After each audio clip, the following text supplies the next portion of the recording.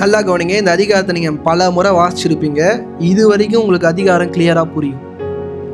அதை வராத 200 பேருக்கும் பங்கு கொடுக்கணும்னு தாவீது சொல்கிறாரு. ஃபைன், வராத 200 பேருக்கு பங்கு கொடுக்கணும்னு சொல்கிறாரு. சரி, ஆனால் 26 31 வாசிச்சு பாருங்களேன். தாவீது போய் கொள்ளடிச்சாரா இல்லை தான் இழந்ததை போய் மீட்டு கொண்டு வந்தாரா? பைபிள் படிக்கும்போது இந்த அளவுக்கு நீங்கள் கிரியலாக படித்தாதான் ஆண்டவர் உங்களோட என்ன பேசுகிறார், பரிசுத்தாவி என்ன பேசுகிறான்றதை உங்களால் என்ன பண்ண முடியும். தான் இழந்து போன தன் மனைவி தன் பிள்ளைகளை தான் போய் என்ன பண்ணுறாரு, பொக்கிஷங்களை தங்கத்தை வைரத்தை தான் என்ன பண்ணுறாரு, போய் மீட்டுக்கிட்டு வராரு. ஆனால் தாவீது கொள்ளை அடித்ததை தன்னுடைய யூதா கோத்திரத்துக்கு என்ன பண்ணுறாரு, மூப்பர்களுக்கு பங்கா. இந்த இடத்த நீங்கள் நிதானமாக படித்தாதான் தாவீது அந்த இடத்துல பண்ண ஜபங்களை உங்களால் என்ன பண்ண முடியும், புரிஞ்சிக்க முடியும். இன்னைக்கு ஏன் இந்த அதிகாரத்தை யாராலுமே புரிஞ்சிக்க முடியலன்னா பைபிளை ஒழுங்காக நம்ம என்ன பண்ணுறது இல்லை.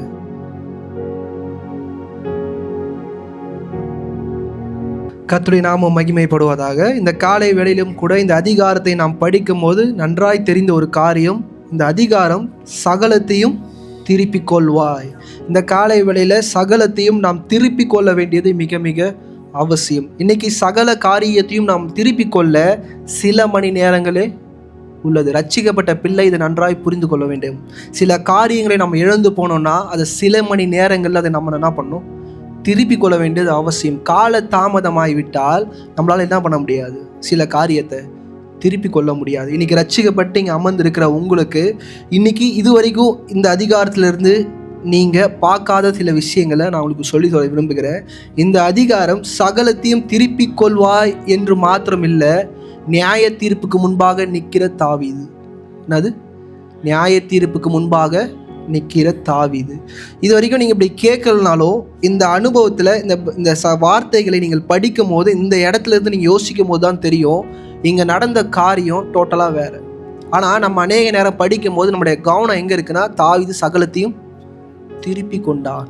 இன்னைக்கு ஒரு யுத்தம் நடக்குதுன்னு வைங்க, இல்லைனா ஒரு ஸ்போர்ட்ஸ் நடக்குதுன்னு வைங்க, நம்ம அன்னைக்கு அந்த மேட்சை 1 மணி நேரம் பார்ப்போம்.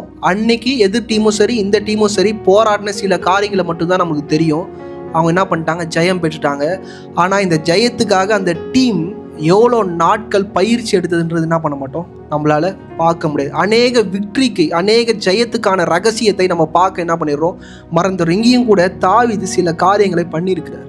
அதை ரட்சிக்கப்பட்ட பிள்ளை நாம் என்ன பண்ணணும், முதலாவது புரிந்து கொள்ள வேண்டும். 8வது வசனம் வாசிங்க. தாவீது கர்த்தரை நோக்கி, நான் அந்த தண்டை பின் தொடர வேண்டுமா, அதை பிடிப்பேனா? நல்லா கவனிங்க. தாவீது கர்த்தரை நோக்கி. இந்த காலை வேளையில சபையில் அமர்ந்திருக்கிற நாம் வெகு சிலரா இருந்தாலும் நம்மளுடைய பலவீனங்கள் மத்தியில ஒடுக்கப்பட்ட நேரங்கள்ல கர்த்தரை நோக்கி கூப்பிடுகிற அனுபவம் நம்ம வாழ்க்கையில இருக்க வேண்டியது மிக மிக அவசியம். இன்னைக்கு அநேக நேரம் கர்த்தரை நோக்கி ஜெபிக்கிற காரியங்கள் நம்ம வாழ்க்கையில இருக்கும். இப்போ தாவீது கூட்டம் மாதிரி நம்மளும் என்ன பண்ணுவோம், கூப்பிடுவோம். ஆனால் தாவீதோட வாழ்க்கையில ஜெயம் வந்துருச்சு, நம்மளோட வாழ்க்கையில என்ன வர மாட்டேங்குது, ஜெயம் வர மாட்டேங்குது. இந்த போராட்டத்துக்கான காரணம் ஏன்னா தாவீது இந்த இடத்த எழுதலை, தாவீது இந்த அதிகாரத்தை என்ன பண்ணல, எழுதலை. சாமுவேல் தீர்க்கதரிசியும் இந்த அதிகாரத்தை எழுதலை. ஏன்னா இந்த அதிகாரம் வரும்போது சாமுவேல் தீர்க்கதரிசி மரித்து போனார். இன்னைக்கு நல்லா கவனிங்க, இந்த அதிகாரத்தை முழுக்க பரிசுத்த ஆவியானால மட்டும்தான் எழுதப்பட்டிருக்கும். எந்த மனுஷனாலையும் இதை யாராலையும் என்ன பண்ண முடியாது, எழுத முடியாது. நான் முடிக்கும் போது சொல்கிறேன், அப்போ தான் உங்களுக்கு புரியும். ஏன்னா இது ஒரு ஆத்தர் உட்காந்து இதை எழுதவே முடியாது. ஏன்னா இதுக்கு முன்னாடி அதிகாரம் பின்னாடி அதிகாரம் சைடில் இருக்கிற அதிகாரம்லாம் பார்த்தீங்கன்னா பேரலாக போய்கொண்டிருக்கு. யாரோட வாழ்க்கை போயிட்டு இருக்குதுன்னா சவுலோட வாழ்க்கை என்ன பண்ணுறது, போய்கொண்டே இருக்குது. சவுல் போய் மந்திரவாதியை போய் பார்க்குறாரு, அது ரகசியமான ஒரு விஷயம், அதுவும் என்ன பண்ணியிருக்கு, எழுதப்பட்டிருக்கு. இங்கே தாவீதுக்கு நடக்கப்பட்டதும் எழுதியிருக்கு. ஏன்னா தாவீது கூட வெறும் 600 பேர் தான் இருக்கிறாங்க. சவுலோட இருக்கிறவங்க வேற, தாவீதோட இருக்கிறவங்க வேற.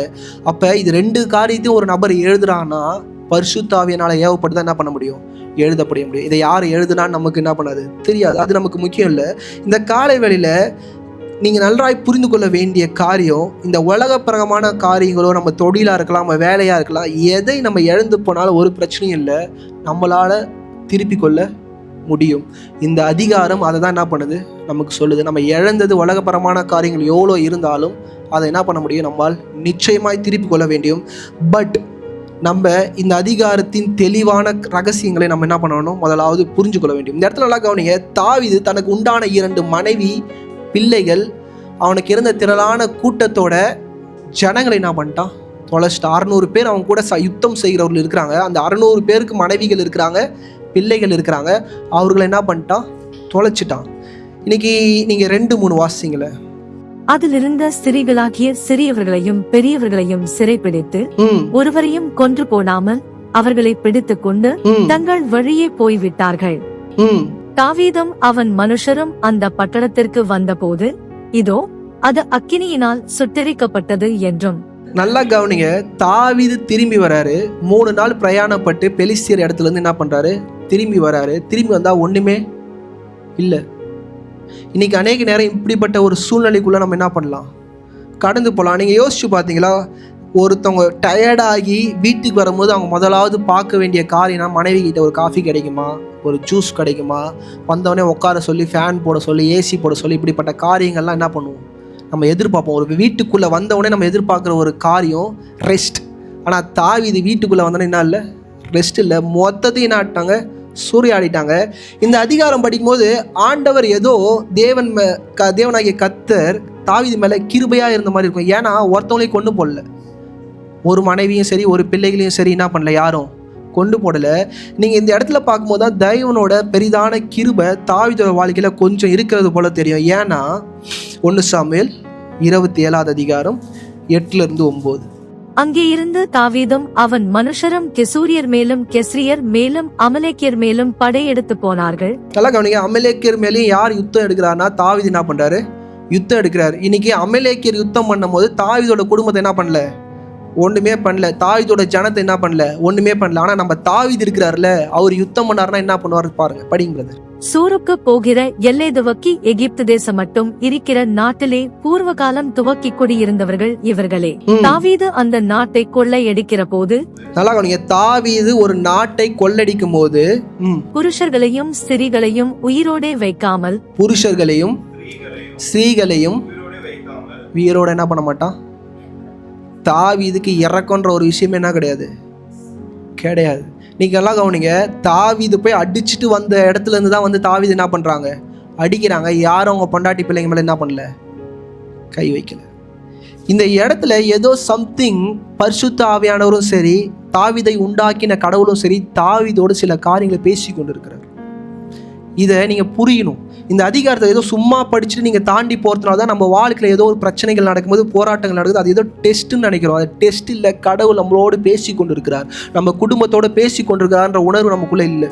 இன்னைக்கு அநேக நேரம் பைபிளை நம்மளால புரிஞ்சிக்கவே முடியல. நல்லா கவனிங்க, நீங்க போய் ஒருத்தனை அடிச்சு கொலை பண்ணிட்டு வந்தீங்கன்னா அவன் ரிட்டன் வந்து என்ன பண்ணுவான்? உன் பொண்டாட்டி பிள்ளைய நாரா கிழிப்பான். என்ன பண்ணுவான்? அமலேக்கியரோட இடத்தையே நாசமாக்கிட்டார் தாவீது போய். ஆனால் அவங்க திருப்பி வந்து என்ன பண்ணல? பிள்ளைங்க மேலே பொண்டாட்டி மேலே கை வைக்காம அவங்கள என்ன பண்ணுறாங்க? அடிமையாகி கொண்டு போகிறாங்க. ஏன்னா உண்மையாக அவங்க வந்து தாவீதை அந்த இடத்தையே சின்ன பின்னமாக ஆக்கியிருக்கணும். ஆனால் அவனுக்கு என்ன பண்ணானுங்க? வெறும் இடத்த மட்டும் அழிச்சிட்டு பிள்ளைகளை எடுத்துகிட்டு போகிறாங்க. இது ஏன்னா தாவீது கிட்ட ஏதோ தேவனாகிய கர்த்தர் என்ன பண்ணுறாரு? பேசி கொண்டு இருக்கிறார். ஜனமே நல்லா புரிஞ்சுக்கோங்க. தாவீது வந்து திரும்பி பார்க்குறாரு, ஒன்றுமே இல்லை, எல்லாம் வாஷ் அவுட். ஓகே, இது வந்து டெஸ்ட்ன்னு நீங்கள் நினச்சாலும் அடுத்த வசனம் வாசிங்கிறது இல்லை. வாங்க, 1 சாமுவேல் 30 அதிகாரம் 1 வசனம் வாசிங்க. தாவீதும் அவனுடைய மனிதர்களும் 3ஆம் நாளிலே சிக்லாகுக்கு வந்து சேருவதற்குள்ளே அமலேக்கியர்கள் தென்புறத்து சீமையின் மேலும் சிக்லாகின் மேலும் விழுந்து சிக்லாகை கொள்ளையடித்து அதை அக்கினியால் சுட்டெரித்து. நல்லா கவனிங்க, சிக்லாக மட்டும் என்ன பண்ணிட்டாங்க? கொள்ளையடிச்சுட்டு போயிட்டாங்க. பொண்டாட்டி பிள்ளைங்க யார் மேலேயும் கை வைக்கல. ஏன் கை வைக்கலன்னா, தாவீது வந்து பார்க்கும்போது ஒரு டெட் பாடி என்ன பண்ணல அங்க இல்ல. 6 வசனம் வாசிங்க. தாவீது மிகவும் நெருக்கப்பட்டான். தாவீதோட வாழ்க்கை மிகவும் நெருக்கப்பட்டது போல இருந்துச்சு. இங்க நல்லா பாருங்க, தாவீது நல்லா இருக்கிறான். தாவீது கூட ஒரு 600 பேர் இருக்கிறாங்க. வெறும் ஃபேமிலி மட்டும்தான் என்ன பண்ணிடுச்சு? போயிருச்சு. ஏதோ ஆண்டவர் லைட்டா ஏதோ பேசுனது போல இருக்கு. அடுத்தது காரியம் படிங்கம்மா. சகல ஜனங்களும் தங்கள் குமாரத்திகள் நிமித்தம் மனக்கிலேசமானதினால் அவனை கல்லறிய வேண்டும் என்று சொல்லிக் கொண்டார்கள். இப்ப தாவீதுக்கு மரண வாக்கு மூலம் என்ன பண்ணுது? முதலாவது சில காரியங்களை இழந்து போனான். சபை இதை நல்லா புரிஞ்சு கொள்ளுங்க. 2வது கட்டம் என்ன நிக்குது? தன் ஜீவனை கொன்று போடும்படியாய் தேவன் என்ன பண்றாரு? காரியத்தை அவன் முன்னாடி வைக்கிறார். தாவீது வாழ்நாளில் வாழ்ந்த காலகட்டம் முழுவதும் தேவனாகிய கர்த்தர் வச்ச அபிஷேகம் என்னன்னா, ஒரு மனுஷனும் அவனை எதிர்த்து நிற்கக்கூடாதுன்ற அபிஷேகத்தை தான் வச்சார். சிம்சோனோட வாழ்க்கையிலையும் அப்படிப்பட்ட அபிஷேகத்தை தான் என்ன பண்ணார் வச்சார். ஆனால் அந்த அபிஷேகத்தை நம்மளை இழந்து போகும்போது இப்படிப்பட்ட சூழ்நிலைகள் என்ன பண்ணும் நடக்கும். இதை பிடிச்சிக்கோங்க. ஏன்னா அநேக நேரம் பிரச்சனைகள் போராட்டங்கள் வரும்போது நம்ம டெஸ்ட்டுன்னு நினச்சிடும். நம்மளோட பரிசுத்தத்திற்கு ஏதுவாய் நம்ம கடந்து போகும்போது வருகிற சோதனை வேற. நல்லா புரிஞ்சுக்கோங்க. யோசேப்பு தன்னுடைய பரிசுத்தத்துக்காக ஓடி போகும்போது அவன் என்ன பண்ணான், ஜெயிலுக்கு போனான். அது வேற. நம்ம வாழ்க்கை ஸ்மூத்தாக போயிட்டு இருக்கும்போது இப்படிப்பட்ட காரியங்கள்லாம் நடக்குதுன்னா we need to stand and listen. நம்ம நின்று நிதானிக்க வேண்டியது மிக மிக அவசியம். நம்ம பண்ண போகிற ஜபத்தை கூட நிதானித்து ஆண்டவர் சமூகத்தில் ஜெபம் பண்ணணும். இன்றைக்கி கிறிஸ்துவ காலகட்டத்தில் ஏன் நம்ம ஜபம் கேட்கப்பட மாட்டேங்குது, ஏன் நம்ம வாழ்க்கையில் ஒன்றுமே இல்லைன்னா கருத்தான ஜபம் இல்லை, கருத்தான உபவாசம் இல்லை. இன்றைக்கி நான் இங்கே பாஸ்டாக இருக்கிறேன், நீங்கள் நினைக்கிறீங்களா என் வாழ்க்கையில் இங்கே விழுந்து கையில் அடிபட்டுச்சு, அதுக்கு நான் உட்காந்து நான் எவ்வளோ நேரம் ஜெபம் பண்ணேன், எவ்வளோ நேரம் ஆண்டவரை கேட்டேன், நான் எங்கே தப்பு பண்ண ஆண்டவர் உங்களுக்கு தெரியாது. நான் ஆண்டு சமூகத்தில் போய் அழுகுறேன். என் சரீரத்தில் ஒரு ஸ்க்ராட்ச் விழுதுன்னா அதுக்கு காரணம் யார்? நான் தான். இந்த ஸ்க்ராட்ச் என் வாழ்க்கையில் என்ன பண்ணுச்சு நான் உங்களுக்கு சொல்கிறேன். என்னால் 3 மணிக்கு 4 மணிக்கு எழுந்து ஜெபம் பண்ணவே முடியல. தொடர்ந்து காலையில் எழுந்து என்னால் என்ன பண்ண முடியல, ஜெபம் பண்ணவே முடியல. ஒரு 6 மணிக்கு 7 மணிக்கு இல்லை 5:30 மணிக்கு தான் எழுந்துனால ஜெபம் பண்ண முடியுது. ஆனால் இது எப்போ அடிபட்டுச்சோ என்னால் 4 மணிக்கு 5 மணிக்கெலாம் எழுந்து என்ன பண்ண முடியுது. ஒரு வாரம் இந்த வலி என்னை தூங்க விடாமல் எனக்கு அதிகாலையில் எழுக்க வந்துச்சு. அது எனக்கு வாழ்க்கையில் அது ப்ராக்டிஸ் ஆயிடுச்சு. எங்கள் அம்மா சொன்னாங்க, நீ ஒரு ஊழியக்காரன் ஒரு 3 மணிக்கு எழுந்து என்ன பண்ணு ஜெபம் பண்ணுனாங்க. நான் என்னால் காலைல 5:30 மணிக்கு தான் எழுந்து ஜெபம் பண்ண முடியுது. இல்லைம்மா என்னால் முடியல, கஷ்டமாக இருக்குது, நான் ட்ரை பண்ணுறேன்னு கீழே விழுந்தேன். இதுலேருந்து நான் காலைல என்ன பண்ணுறேன், ஷார்ப்பாக எழுந்திருக்கிறேன். இதுக்கு காரணம் நான் தான். இப்படி அநேக காரியங்கள் வாழ்க்கையில் இருக்கலாம். நீங்கள் தான் அதை என்ன பண்ணணும், கண்டுபிடிக்கணும். ஏன்னா தாவீது வந்து இதை என்ன பண்ண முடியாது, ஸ்பூன் வச்சு நமக்கு ஊட்டி விட முடியாது. இன்றைக்கி அநேக ஃபெயிலியர், அநேக தடைகள், அநேக பிரச்சனைகளுக்கு காரணம் நாம்ன்றத நம்ம நல்லா என்ன பண்ணணும், புரிந்து கொள்ள வேண்டும். 8வது வசனம் வாசிங்க. தாவீது கர்த்தரை நோக்கி, நான் அந்த தண்டை பின் தொடர வேண்டுமா, அதை பிடிப்பேனா என்று கேட்டான். அதற்கு அவர், அதை பின்தொடர், அதை நீ பிடித்து சகலத்தையும் திருப்பிக் கொள்வாய் என்றார். நல்லா கவனிங்க. அதை பின்தொடர்ந்து என்ன பண்ணு, போ, நீ சகலத்தையும் என்ன பண்ணுவ, திருப்பி கொள்வாய். இப்படி சகலத்தையும் திருப்பி கொள்வாய் என்று சொல்லிட்டு தாவீது என்ன பண்றான், புறப்பட ஆரம்பிக்கிறான். 600 பேரை கூட்டுக்குன்னு புறப்பட ஆரம்பிக்கிறான். அந்த 600 பேரும் தாவீதை கொலை பண்ண நினைச்ச கூட்டம் தான். அவங்கள தான் கூட்டிட்டு என்ன பண்றான், போகிறான். இன்றைக்கி ஆண்டவரை விட்டு நீங்கள் தூரம் போயிட்டீங்க, ஆண்டோட பிரச்சனத்தை விட்டு தூரம் போயிட்டீங்கன்னா உங்களை சுற்றி இருக்கிற காரியங்கள் உங்களுக்கு விரோதமாக என்ன பண்ணும், ஆட்டோமேட்டிக்காக மாறும். அவங்களாம் நல்லவங்க தான், உங்களுக்காக உயிரே கொடுத்தவங்க தான். ஆனால் ஆண்டவர் உங்களோட இல்லைன்னா அவங்க கழுத்தில் கத்தி வைக்க என்ன பண்ணுவாங்க, யோசிப்பாங்க. அவங்க மேலே எந்த தப்புமே இல்லை. தாவீது பாருங்க, ரிட்டன் யாரை கூட்டின்னு போகிறாரு, எவன் கல்லறிய நினச்சானோ அவனே என்ன பண்ணுறாரு. ஏன்னா தாவீதோட நிலைமையை அப்படி மாற்றிட்டார் ஆண்டவர். ஏன்னா தாவீது சம்திங் டிஃப்ரெண்ட், தாவீது மாறிட்டார். ஏன்னா இந்த அதிகாரம்லாம் எதுக்காக பரிசுத்த ஆவியானவர் வேதத்தில் வச்சிருக்கிறாருன்னா இதுக்காக தான். இதை நம்ம நன்றாய் படித்து புரியும் போது நம்மளால என்ன பண்ண முடியும், புரிஞ்சுக்க முடியும். 9வது வசனம் வாசிங்க. அப்பொழுது தாவீதும் அவனோடு இருந்த 600 பேரும் போனார்கள். அவர்கள் பேசோர் ஆற்றண்டைக்கு வந்த போது அங்கே சிலர் நின்று போனார்கள். நல்லா கவனிங்க, 200 பேர் நின்றுட்டாங்க. ஏன்னா தாவீதோட உடல்ல பலன் இல்லை. ஏன்னா 3 நாள் பிரயாணப்பட்டு என்ன பண்ணாங்க, வீட்டுக்கு வந்து ரெஸ்ட் எடுக்கலான்னு வந்த நேரத்தில் இப்படி ஒரு யுத்தத்தை என்ன பண்ண வேண்டியது, சந்திக்க வேண்டியதாக இருக்குது. நீங்கள் இந்த யுத்தத்தை இப்படி மட்டும் நீங்கள் படிக்காமல் இன்னொரு விஷயம் பாருங்கள். பெலிஸ்தியர்கள் வந்து இஸ்ரவேல் மேலே என்ன பண்ண போகிறாங்க, யுத்தம் பண்ண போகிறாங்க. அந்த யுத்தமும் என்ன பண்ணுது, பேரலாக நடந்துட்டு இருக்குதுன்னு மறந்துடாதீங்க. ஏன்னா தாவீது இப்படி ஒரு யுத்தத்துக்கு போகிறான், இஸ்ரவேலுக்கு எதிர்த்து பெலிஸ்தியர் என்ன பண்ணுறாங்க, இந்த பக்கம் யுத்தத்துக்கு போகிறாங்க. எல்லாம் அட் அ டைமில் நடக்குது. ஏன் அட் அ டைமில் நடக்குதுன்னா, தேவனாகிய கர்த்தர் மிகப்பெரிய ஆக்கினியை இஸ்ரவேல் மேலேயும் இஸ்ரவேல் ராஜா மேலேயும் வச்சிருக்குது அந்த டைமில். 23, 24 வாசிங்க. அதற்கு தாவீது, என் சகோதரரே, கர்த்தர் நமக்கு தந்ததை நீங்கள் இப்படி செய்ய வேண்டாம். கர்த்தர் நம்மை காப்பாற்றி நமக்கு விரோதமாய் வந்திருந்த அந்த தண்டை நம்முடைய கையில் ஒப்பு கொடுத்தார். இந்த காரியத்தில் உங்கள் சொற்கேட்க யார் சம்மதிப்பான்? யுத்தத்திற்கு போனவர்களின் பங்கு எவ்வளவோ அவ்வளவு ரஸ்து கரண்டியில் இருந்தவர்களுக்கும் பங்கு வீதம் கிடைக்க வேண்டும், சரிபந்தாக பங்கிடுவார்களாக என்றான். நல்லா கவனிங்க. இந்த அதிகாரத்தை நீங்கள் பல முறை வாசிச்சிருப்பீங்க. இது வரைக்கும் உங்களுக்கு அதிகாரம் கிளியராக புரியும். அதை வராத 200 பேருக்கும் பங்கு கொடுக்கணும்னு தாவீது சொல்கிறாரு. ஃபைன், வராத 200 பேருக்கு பங்கு கொடுக்கணும்னு சொல்கிறாரு. சரி, ஆனால் 26 31 வாசிச்சு பாருங்க, ஒன்றுமே உங்களுக்கு புரியாது. படிங்க. தாவீது சிக்லாகுக்கு வந்தபோது அவன் கொள்ளையாடினவைகளிலே தன் சிநேகிதராகிய யூதாவின் மூப்பருக்கு சிலவற்றை அனுப்பி. நல்லா புரிஞ்சுக்கோங்க, தாவீது போய் கொள்ளடிச்சாரா? பைபிள் புரியுதா? தாவீது போய் கொள்ளடிச்சாரா இல்லை தான் இழந்ததை போய் மீட்டு கொண்டு வந்தாரா? பைபிள் படிக்கும்போது இந்த அளவுக்கு நீங்கள் கிரியலாக படித்தாதான் ஆண்டவர் உங்களோட என்ன பேசுகிறார், பரிசுத்த ஆவி என்ன பேசுகிறான்றதை உங்களால் என்ன பண்ண முடியும். தான் இழந்து போன தன் மனைவி தன் பிள்ளைகளை தான் போய் என்ன பண்ணுறாரு, பொக்கிஷங்களை தங்கத்தை வைரத்தை தான் என்ன பண்ணுறாரு, போய் மீட்டுக்கிட்டு வராரு. ஆனால் தாவீது கொள்ளை அடித்ததை தன்னுடைய யூதா கோத்திரத்துக்கு என்ன பண்ணுறாரு, மூப்பர்களுக்கு பங்கா. இந்த இடத்த நீங்கள் நிதானமாக படித்தாதான் தாவீது அந்த இடத்துல பண்ண ஜபங்களை உங்களால் என்ன பண்ண முடியும், புரிஞ்சிக்க முடியும். இன்னைக்கு ஏன் இந்த அதிகாரத்தை யாராலுமே புரிஞ்சிக்க முடியலன்னா பைபிளை ஒழுங்காக நம்ம என்ன பண்ணுறது இல்லை, வாசிக்கிறதுல. வாசிங்கம்மா. இதோ கர்த்தருடைய சத்துருக்களின் கொள்ளையில் உங்களுக்கு உண்டாயிருக்கும் ஆசீர்வாத பாகம் என்று சொல்லச் சொன்னான். ஆசீர்வாத கொள்ளையோட ஆசீர்வாத பாகம் யாருக்கு?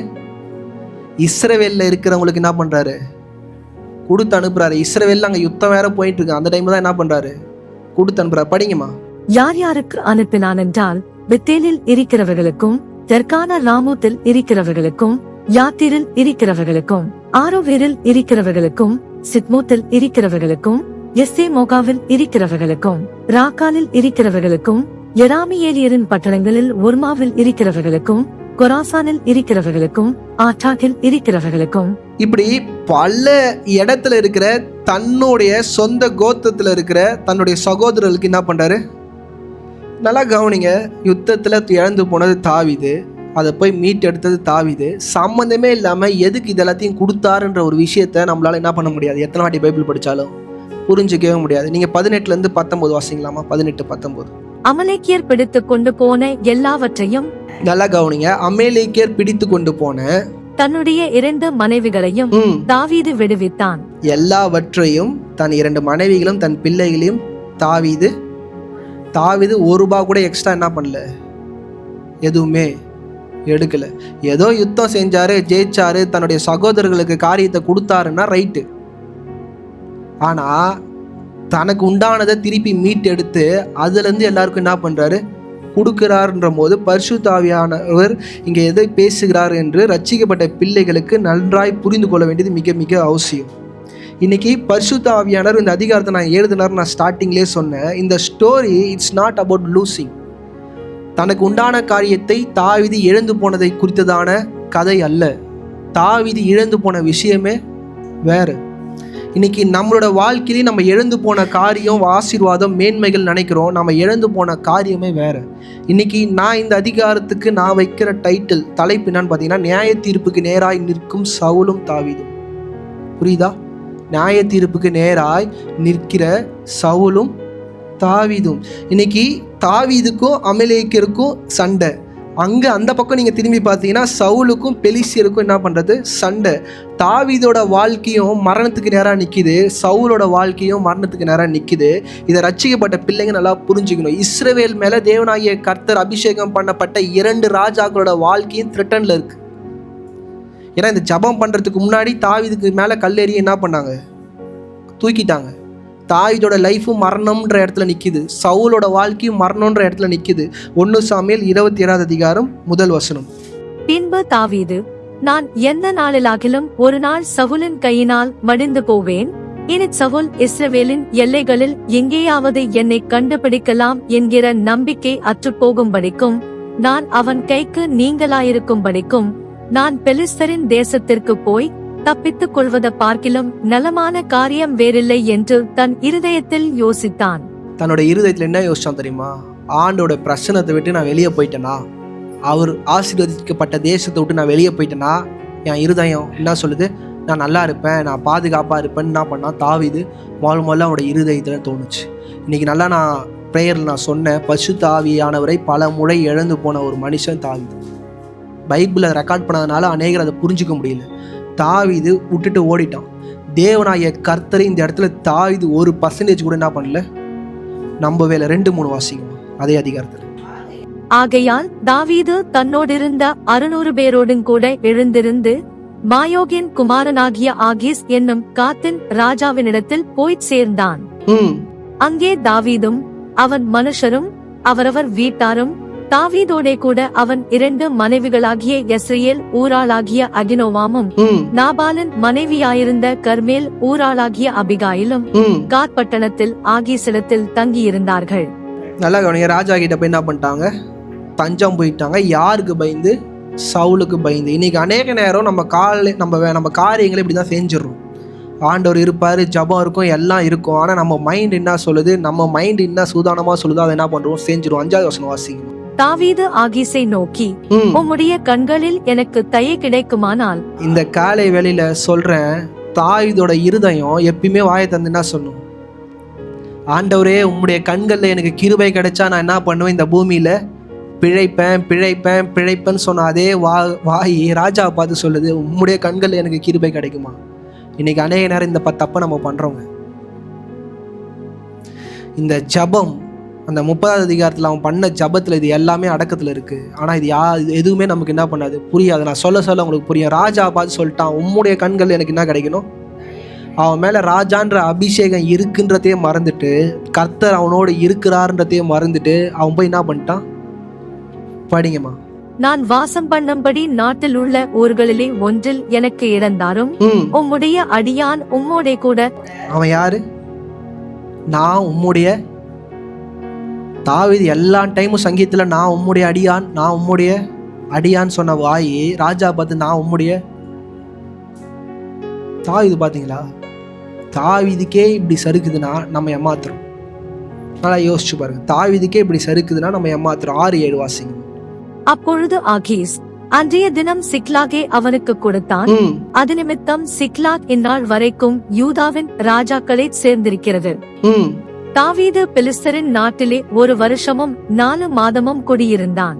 எத்தனை வருஷம் ஆண்டவர் விட்டு பிரிஞ்சிருந்தான் பாருங்க. 1 வருஷம் 4 மாசம். இன்னைக்கு எந்த இடம் பாதுகாப்பு நிறைந்த இடம் சொல்லிட்டு சில்காவுக்கு ஓடி போய் அங்க போய் தஞ்சம் இருந்தானோ அந்த இடத்துல தான் கல்ல என்ன பண்றாங்க? புரியுதா? எந்த இடம் அவனுக்கு பாதுகாப்பு, எந்த இடத்துல அவனுக்கு அரணான பட்டணம்னு சொல்லிட்டு போய் நின்னானோ அதே இடத்துல தேவனாகிய கர்த்தர் அவன் நம்பின மனிதர்கள் அவனுக்கு பாதுகாப்பு கொடுக்காம கல்ல என்ன பண்றாங்க? தூக்குறாங்க. நீங்க பைபிள் படிக்கும்போது படிச்சீங்கன்னா உங்களுக்கு புரியும். ஒரு ராஜானா தனக்கு உண்டான எல்லா பட்டணத்தையும் பாதுகாக்க வேண்டியது ராஜாவோட பொறுப்பு. ஆனா தாவீதோட பட்டணத்தை அடிச்சு சூறையாடி பண்ணி எடுத்துக்கிட்டு போய் 3 நாள் கழிச்சு தாவீது வரும்போது தான் தாவீதுக்கே என்ன பண்ணுது? பெலிஸ்தர் ராஜா என்ன பண்ணல? ஒண்ணுமே பாதுகாப்பே கொடுக்கல. தாவீது அன்னைக்கு அங்கே கல்லை தூக்கும் போது நினைக்கிறான், நான் கர்த்தரை மறந்து மனுஷனை நம்பினதுனால தான். 1 வருஷம் 4 மாசம் நல்லா தான் இருந்துச்சு. யாருக்கு? தாவீதுக்கு ரொம்ப சூப்பராக இருந்துச்சு வாழ்க்கை. போன இடம்லாம் யுத்தம், வெற்றி, ஜெயம்னு. தாவீதோட எஸ்டிமேட் என்னன்னா, கர்த்தர் அவனோடு இல்லவே இல்லை. கர்த்தர் 1 வருஷம் 4 மாசம் தாவீதோட என்ன பண்ணல?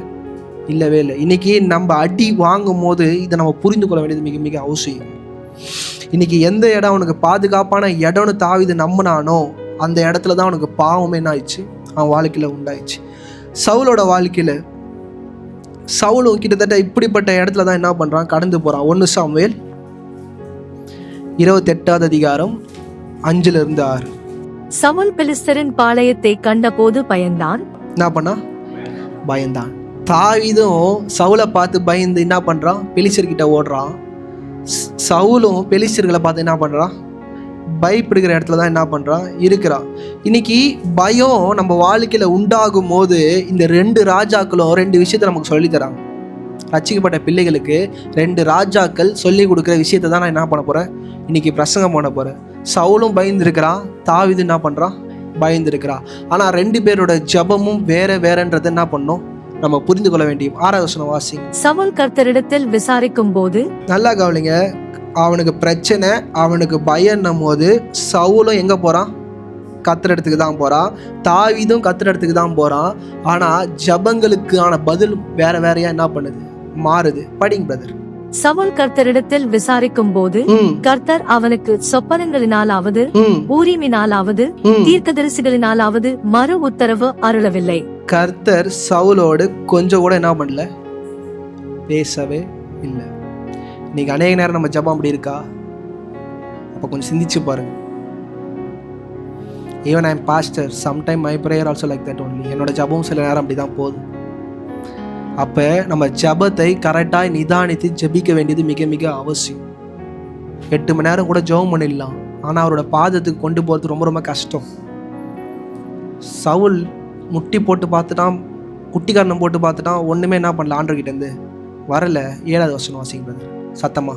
அப்பொழுது சவுல் தன் ஊழியக்காரரை நோக்கி, அஞ்சனம் பார்க்கிற ஒரு ஸ்திரியை தேடுங்கள், நான் அவளிடத்தில் போய் விசாரிப்பேன் என்றான். புரியுதா? சவுலோட இருதயம் ஆண்டவர் பேசலன்னு அடுத்த மூவ் எல்லாமே ரெடியாக வச்சிருக்கிறோங்க.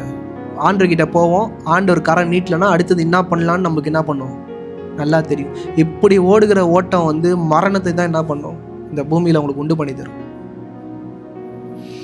ஆனால் தாவீது என்ன பண்ணாருன்றத நீங்கள் நல்லா புரிந்து கொள்ள வேண்டியும். தாவீது தன்னுடைய ஜெபத்தில் 3 காரியங்களை நமக்கு இந்த அதிகாரத்திலிருந்து சொல்லித்தரார்.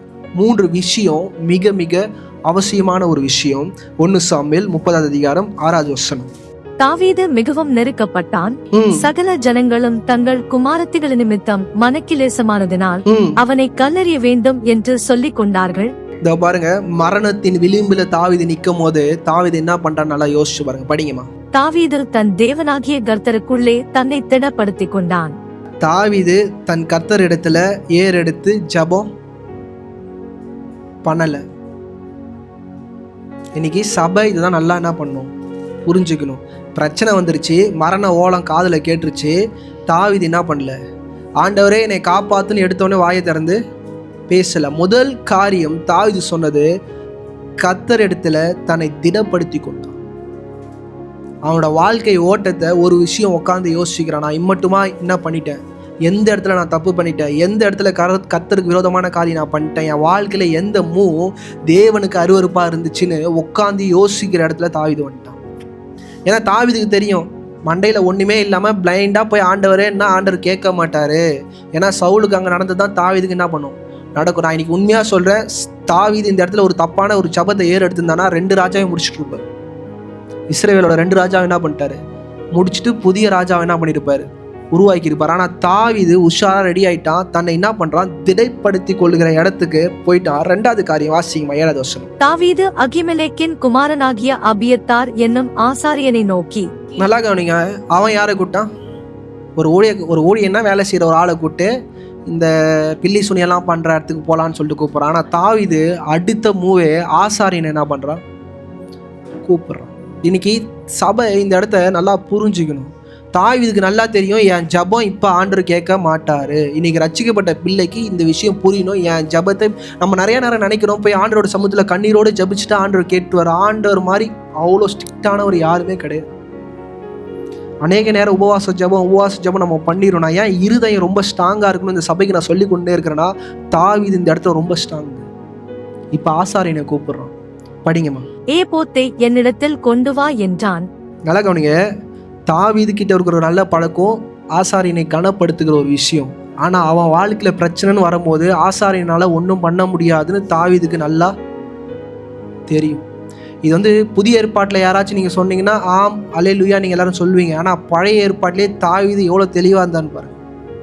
ஆசாரியனை கூட்டு ஜெபம் பண்ணுங்க ஆசாரியன்னு என்ன பண்ணல. இதெல்லாம் நான் சொல்லும் போது என்னை நல்லா தள்ளி வச்சுறீங்க, என்னை கெட்டவனா பார்க்குறீங்க சில நேரம். நான் அன்னிலேருந்து இன்னி வரைக்கும் நான் ஏன் இப்படிலாம் போதிக்கிறேன்றதை நீங்கள் புரிஞ்சுக்கோங்க. ஆசாரியனை கூட்டு, ஆசாரியனே என் தலையில் கை வச்சு ஜெபம் பண்ணுங்க, என்னை பரிசுத்தப்படுத்துங்கன்னு என்ன பண்ணல மன்றாடல. நான் பாவம் செஞ்சுட்டேன், என் பாவத்துக்கு நான் பலி செலுத்துறேன், என் பலியை என்ன பண்ணுங்க அக்செப்ட் பண்ணிக்கோங்கன்னு எந்த காரியத்துமே பேசல. தாவீது ஏன் இருதயத்துக்கு ஏற்றவன் ஆண்டவர் சொல்றாருன்னா, இந்த இடத்துல தாவீது ஆண்டவருக்கு ஏற்ற இருதயத்துக்கு உண்டான காரியத்தை தாவீது செய்யறான். எங்க செய்யறான்னா பழைய ஏற்பாட்டில் உட்காந்து செய்யறான். பலிகள்னால தான் என்னது பாவ நிவாரண பலி. ஆனா அதை என்ன பண்ணல தாவீது அங்க செய்யவே இல்லை. ஆசாரியனை கூட்டு அந்த இதை என்ன கேட்கிறான், ஏபோத்தை என்ன பண்றான் கேட்கிறான். இன்னைக்கு தாவீது வேதத்துல 2 முறை மட்டும்தான் ஏபோத்தை என்ன பண்ணாரு தரிச்சார். நீங்க எல்லா இடத்துலையும் பாருங்க, தனக்கு ஒரு பிரச்சனை வரும்போது, போராட்டம் வரும்போது, பிள்ளைகள் அவனுக்கு விரோதமா இருக்கும்போது நேரா போய் என்ன பண்ணாரு ஜெபம் பண்ணார். ஆனா இந்த இடத்துக்கு மட்டும் ஏபோத்தை கேட்கறதுக்கான காரணம், அந்த இடத்துல அவர் செஞ்ச பாவத்துக்கும் இந்த இடத்துல இவர் செஞ்ச பாவத்துக்கும் வித்தியாசம் வேற. இன்னைக்கு இந்த ஏபோத்தை அவர் தரிச்சுக்கிட்டு, படிங்கம்மா, ஏபோத்தை என்னிடத்தில் கொண்டு வா என்றான். அபியத்தார் ஏபோத்தை தாவீதினிடத்தில் கொண்டு வந்தான். தாவீது கர்த்தரை நோக்கி, நான் அந்த தண்டை பின் தொடர வேண்டுமா? இதுக்கப்புறம் தான் என்ன பண்ணி கேட்கிறான், வாயை திறந்து தண்டை ஏபோத்தை தரித்து கொண்டு ஏபோத்தை கையில வச்சுக்கிட்டு தான் என்ன பண்றான், ஆண்டவர்கிட்ட நான் இந்த தண்டை பின்தொடரலாமா? அது வரைக்கும் தாவீது வாயை தவறி தப்பி தவறி கூட என்ன பண்ணல, ஜபத்துல எனக்கு இதை செய்யும் ஆண்டவர், அதை செய்ய நான் கேட்கவே இல்லை. இன்னைக்கு முதலாவது பிரச்சனைகள் மத்தியில், போராட்டங்கள் மத்தியில் நம்மை நாமே நிதானித்து பார்த்து நம்மளை புடமிட வேண்டியது முதலாவது முக்கியம். ரெண்டாவது, நம்மை பரிசுத்தம் பண்ணிக்கொள்ள வேண்டியது மிக மிக அவசியம். மூணாவது தான் நம்ம தேவைக்கான ஜபத்தை நீங்கள் ஏறெடுக்க வேண்டியது முக்கியம். இது ரெண்டுமே பண்ணாமல் இந்த மூணாவது காரியத்தை அப்பா எனக்கு செய்யும்னா மரணத்தை நோக்கி போயின்னு இருக்கிறீங்கன்னு மறந்துடாதீங்க. முதலாவது நான் என்ன தப்பு பண்ணன்றத நீங்கள் யோசிச்சு பார்க்கணும். நான் எங்கே தப்பு பண்ணேன், எந்த இடத்துல மிஸ்டேக் பண்ண, கர்த்தருக்குள்ளே தன்னை திடப்படுத்தி கொள்வதுனா நான் எங்கே விழுந்தன்றதை தாவீது ரியலைஸ் பண்ணுறான். இன்னைக்கு புதிய ஏற்பாட்டில் ஆண்டவர் தான் சொல்கிறார், அறிக்கை செஞ்சு என்ன பண்ணுங்க, விட்டு விடுங்கள். ஏன் அறிக்கை செய்யணுன்றாருன்னா, அந்த உணர்வே இல்லாமல் ஆண்டவரே நான் மன்னிச்சிடுங்கன்றதை தேவனாகிய கர்த்தர் அக்செப்ட் பண்ணிக்க மாட்டார். தாவீது பழைய ஏற்பாட்டிலே தெளிவாக தன்னை என்ன பண்ணுறான், ஆண்டருக்குள்ளே திடப்படுத்திக் கொள்கிறான். ரெண்டாவது தன்னை பரிசுத்தப்படுத்திக் கொள்கிறான். மூணாவது ஆண்டர்கிட்ட போய் நான் கேட்குறான், நான் அதை பின்தொடரலாமா? பரிசுத்தம் பண்ணி கொள்வதற்கான அர்த்தம் நான் சொல்கிறேன். யாத்திராகமம் 28:2-4 28:2-4. உன் சகோதரனாகிய ஆரோனுக்கு மகிமையும் அலங்காரமுமாய் இருக்கும் பொருட்டு பரிசுத்த வஸ்திரங்களை உண்டு பண்ணுவாயாக. அது என்ன வஸ்திரம்? ஒரு மனுஷனை அவன் ஆசாரியனாவே இருந்தாலும் இந்த வஸ்திரம் போட்டாதான் அவன் யாரு? பரிசுத்தத்துக்கு உரியவன். படிங்கம்மா. ஆரோன் எனக்கு ஆசாரிய ஊழியம் செய்யத்தக்கதாக அவனை பரிசுத்தப்படுத்தும்படி அவனுக்கு வஸ்திரங்களை உண்டாக்கும் பொருட்டு. நல்லா கவனிங்க, பரிசுத்தம் எங்க உண்டாகுது? பழைய ஏற்பாட்டில் வஸ்திரத்தில். இன்னைக்கு நான் ஏன் உங்களை வேதம் வாசிங்க, பாஸ்டர் சொல்கிறதெல்லாம் நம்பாதீங்க, பாஸ்டர் சொல்கிறத அப்படியே ஏற்றுக்காதீங்க நான் சொல்கிறதுக்கான காரியம், நீங்கள் வேதம் படித்தா மாத்திரம்தான் உங்கள் சுச்சுவேஷனுக்கு நீங்கள் எப்படி ஜெபிக்கணும்னு தெரியும். இல்லைனா ஜஸ்டின் பாஸ்டரோட நாலேஜை தான் உங்களோட இருதயத்தில் நீங்கள் வச்சுருப்பீங்க. சத்திய வசனங்களை தாவீது எந்த அளவுக்கு படிச்சிருப்பானா, இது முழுக்க முழுக்க ஆசாரியனுக்குரியது. ஆனால் தாவீது சொல்கிறான், போய் அந்த ட்ரெஸ் என்ன பண்ணுப்பா, நீ எடுத்துக்கிட்டு வா, இந்த ட்ரெஸ்ஸு எனக்கு இப்போ தேவை, நான் அசுத்தமாக இருக்கிறேன், நான் என்ன ஆகணும், பரிசுத்தம் ஆகணும், நான் பரிசுத்தமாக ஆனால் தான் என் ஜபத்தை ஆண்டவர் கேட்பாருன்ற இருதயம் தாவீதுக்கு தெரிஞ்சிருந்துச்சு. ஆனால் உங்களுக்கும் எனக்கும் அநேக நேரம் என்ன பண்ண மாட்டேங்குது, தெரிய மாட்டேங்குது. இன்றைக்கி எந்த அளவு தாவீது வேதம் வாசிச்சிருப்பார் யோசிச்சு பாருங்க. எந்த அளவுக்கு வேதம் வாசிச்சிருப்பார்னா, கரெக்டாக போய் ஏபோத்தை எடுத்துகிட்டு வா, ஏபோத்து முழுக்க முழுக்க ஆசாரியனுக்குரியது. ஆனால் புதிய ஏற்பாட்டில் ஆண்டவர் சொல்லிட்டார், நீங்கள் நம்ம எல்லாருமே ஆசாரிய கூட்டம் என்ன பண்ணிட்டாரு சொல்லிட்டாரு. அந்த இருதயத்தை யார் அறிஞ்சிருக்கிறா? தாவீது அறிஞ்சிருக்கிறான். நான் ஏன் வேதம் வாசிங்க, மனுஷன் உங்களை ஏமாத்துறாங்க, நான் ஏன் அப்போத்துலேருந்து கிளிப்புள்ள மாதிரி சொல்கிறேன்னா, தாவீதோட இருதயம் உங்களுக்கு வந்தாதான் நான் சொல்லுகிற வசனம்லாம் உங்களுக்கு புரியும். ஆசாரியன்கிட்ட போய் ஹெல்ப் கேட்கல, ஆசாரியனே நான் என்ன பண்ணுறது, ஆண்டர் எனக்கு விரோதமாகிட்டார், ஆண்டர் என்ன அடிக்கிறாரு, எல்லாம் போப்பா போய் ரகபோத்தை என்ன பண்ணு, சரி ஏபோத்தை என்ன பண்ணு, போய் எடுத்துகிட்டு வா. மேலே போட்டார், போய் ஆண்டர் சமூகத்தில் என்ன பண்ணுறாரு, ஷோ பண்ணுறாரு. உடன்படிக்கை பெட்டி எடுக்கும்போது ஒரு வாட்டி ஏபோத்தை போடுவார், அதோட இங்கே போட்டிருக்கிறார். படிங்கம்மா. அதற்கு அவர், அதை பின்தொடர், அதை நீ பிடித்து சகலத்தையும் திருப்பிக் கொள்வாய் என்றார். சகலத்தையும் என்ன பண்ணுவாய், திருப்பிக் கொள்வாய். நம்ம படிக்கும் போது சும்மா படிக்கிறதுனால இந்த இடத்துல என்ன நடந்துச்சு நம்மளால என்ன பண்ண முடியல, புரிஞ்சுக்க முடியாது. ஏதோ தாவீது பண்ணார், ட்ரெஸ் எடுக்க வந்தார், ஜோம் பண்ணார். தாவீது ஜோம் பண்ணோன்னே எதுவுமே நடக்கல. தாவீது சிலதெல்லாம் ப்ராப்பராக என்ன பண்ணுறாரு, ஜோம் பண்ணி காரியங்களை என்ன பண்ணுறாரு, வாய்க்க பண்ணுறாரு. இந்த இடத்துல நான் பரிசுத்தம், இந்த 3 ஸ்டெப்பு நான் உங்களுக்கு சொல்லி கொடுத்தேன். இந்த 3 ஸ்டெப்புக்குள்ளே தாவீது பண்ண ஜபங்கள் ஒன்று இருக்குது. இது வரைக்கும் நான் பண்ண தப்பு எல்லாத்தையும் நான் திருத்திக்கிறேன் ஆண்டவரே. நான் சொல்கிறது புரியுதா? இது வரைக்கும் நான் பண்ண தப்பை எல்லாத்தையும் நான் என்ன பண்ணிக்கிறேன், திருத்திக்கிறேன். நான் உம்முடைய பிள்ளையாக நான் வாழ்கிறேன்னு சொன்ன ஒரு ஜபத்தை தான் தாவீது அந்த இடத்துல என்ன பண்ணார். 1 சாமுவேல் 30 26-31 அதை வாசி. தாவீது சிக்லாகுக்கு வந்தபோது அவன் கொள்ளையாடினவைகளிலே தன் சிநேகிதராகிய யூதாவின் மூப்பருக்கு சிலவற்றை அனுப்பி, இதோ கர்த்தருடைய சத்துருக்களின் கொள்ளையில் உங்களுக்கு உண்டாயிருக்கும் ஆசீர்வாத பாகம் என்று சொல்லச் சொன்னான். நல்லா கவனிங்க. இப்ப பாருங்க, கொள்ளை அடிச்சாரு, இந்த பொக்கிஷங்கள்லாம் இருக்கு. இதை ஏன் தன்னுடைய சொந்த ஜனத்துக்கு என்ன பண்ணாரு, கொடுத்தார். முதலாவது இழந்து போனாரு, இழந்து போனதை ஜெயம் கொண்டாரு. ஜெயம் கொண்ட பிறகு இதுதான் இந்த அதிகாரத்துக்குள்ளே இருக்குன்னா ஏன் இப்படிப்பட்ட ஒரு விஷயத்தை தாவீது செஞ்சார்? ஏன் பரிசுத்த ஆவியானவர் இந்த விஷயத்தை எழுதியிருக்கிறார்? யோசுவா 22வது அதிகாரம் 8வது வசனம், கடைசி வசனம் வாசி. நீங்கள் மிகுந்த ஐசுவரியத்தோடும் மகா ஏராளமான ஆடு மாடுகளோடும் பொன் வெள்ளி வெண்கலம் இரும்போடும் அநேக வஸ்திரங்களோடும் உங்கள் கூடாரங்களுக்கு திரும்பி உங்கள் சத்துருக்களிடத்திலே கொள்ளையிட்டதை உங்கள் சகோதரரோடே பங்கிட்டுக் கொள்ளுங்கள் என்றான். நல்லா கவனிங்க. கொள்ளை அடிச்சத உங்களுடைய உடன் பிறப்போடு நீங்கள் என்ன பண்ணணும்? பங்கு போட்டுக்கணும். இது இஸ்ரவேலில் பிரமாணம். தாவீது 1 வருஷம் 4 மாதம் இதை என்ன பண்ணவே இல்லை. தாவீது இது எதுவுமே செய்யலை. இஸ்ரவேலுக்கும் தாவீதுக்கும் என்ன இல்லை? உறவே இல்லை. ஆனால் 1 வருஷம் 4 மாதம் கழித்து ஆண்டவர் அவனை அடித்த பிறகு, ஆண்டவருடைய மகத்துவத்தை அவன் புரிஞ்சுக்கிட்ட பிறகு வார்த்தைக்குள்ளே மறுபடியும் தாவீது என்ன பண்ணுறாரு? பிரவேசிக்கிறார். இந்த அதிகாரம் படிக்கும் உங்களுக்கு ஒன்றுமே புரியாது. எதுக்குடா சம்மந்தமே இல்லாமல் அடித்த கொலையில் வந்து என்ன பண்ணுறாரு தராருன்ற மட்டும் நீங்கள் படிப்பீங்களே தவிர இது ஏன் பண்ணாருன்னு புரியாது. ஏன்னா இன்னைக்கு அநேக பரிசுத்தவான்கள் ஆண்டவரோடு பண்ணுகிற காரியங்களில் வேதம் எழுதி வச்சுருந்தாலும் வேதத்தை நம்ம ஃபுல்லாக வாசிக்காதனால இது எதுவுமே நமக்கு என்ன பண்ண மாட்டேங்குது? புரிய மாட்டேங்குது. இன்னைக்கு தேவனோடு நீங்கள் பண்ணுகிற உடன்படிக்கை மிக மிக முக்கியம். அது எதுவானாலும் இருக்கலாம். இன்றைக்கி அநேக நேரம் ஆண்டவர் திருப்பி வந்து அடிக்கிறதுக்கான காரணம் என்ன? ஃபஸ்ட்டு ஆண்டவர் அடிக்கிறார் நீங்கள் பேசுகிறீங்கன்னா அது அடிக்கிறது இல்லை, ஆண்டவர் வந்து சித்திப்பது கண்டிப்பதை நீங்கள் வச்சுக்கலாம். இன்றைக்கி தாவீது இதை செய்கிறதுக்கு முன்னாடியே அதை என்ன பண்ணிட்டார்? திருப்பி கொடுத்துட்டார். இதை நல்லா புரிஞ்சுக்கோங்க. ஆசீர்வாதத்தை தாவீது இதெல்லாம் செய்யறதுக்கு முன்னாடி திருப்பி கொடுத்துட்டாரு. ஆனால் திருப்பி கொடுத்த பிறகு தாவீது என்ன பண்ணார்? உண்மையாக இருந்தார். ஆண்டவரே என் சகோதரருக்கு உண்டானதை நான் எல்லாத்தையும் என்ன பண்ணுவேன்? அந்த ஜபத்தில் கண்டிப்பாக தான் பண்ணியிருப்பார். நான் திருப்பி தருவேன். இம்நாள் மட்டும் என் பிள்ளை என் மனைவி நான் வச்சுருந்தேன். இது உங்களுக்கு சம்மந்தப்பட்டது இல்லை. பாஸ்டர் இப்போ நான் சம்பாதிக்கிறது எல்லாம் என் கூட பந்தவனுக்கு கொடுக்குறோமான்னு கேட்டால் அது அதை பற்றி நான் பேசலை. இது பிரமாணம். இஸ்ரவேலில் இருந்த பிரமாணத்தை தாவீது பண்ணாமல் இருந்தால் தாவீது அதை நினைவு கூர்ந்து என்ன பண்ணா இன்னைக்கு அநேக நேரம் உணர்ச்சி வசப்பட்டு எமோஷனில் ஆண்டவரே எனக்கு இதை நீங்கள் பண்ணீங்கன்னா நான் இதை என்ன பண்ணுறேன்? செய்கிறேன். இதை நான் பண்ணிடுறேன். இதை நான் உமக்கென்று தரேன். நான் காலையில் எழுந்து 5 மணிக்கு ஜெபம் பண்ணுறேன். இப்படி அநேக அறிக்கைகளை நீங்கள் இட்டுட்டு இதை நீங்கள் பண்ணாமல் இருப்பீங்கன்னா ஆண்டவர் உங்கள் மேலே நிச்சயமாக கோபமாக இருப்பார். அதுதான் புதிய ஏற்பாட்டில் சொல்லுவார். பண்ணுறதுக்கு நீங்கள் பண்ணாமே என்ன பண்ணுங்கள்? இருங்க. தயவுசெய்து பண்ணிவிட்டு பண்ணாமல் என்ன பண்ணாதீங்க? இருக்காதீங்க. இன்றைக்கி இந்த காலையில் அமர்ந்திருக்கிற உங்கள் வாழ்க்கையில் போராட்டங்கள், பிரச்சனைகள், வேதனைகள் வரும்போது தயவுசெய்து டெஸ்ட்டுன்னு நினச்சிடாதீங்க. உங்கள் பரிசுத்தத்தை காத்து கொள்ளுகிற வர போராட்டத்தின் பலன் வேறு.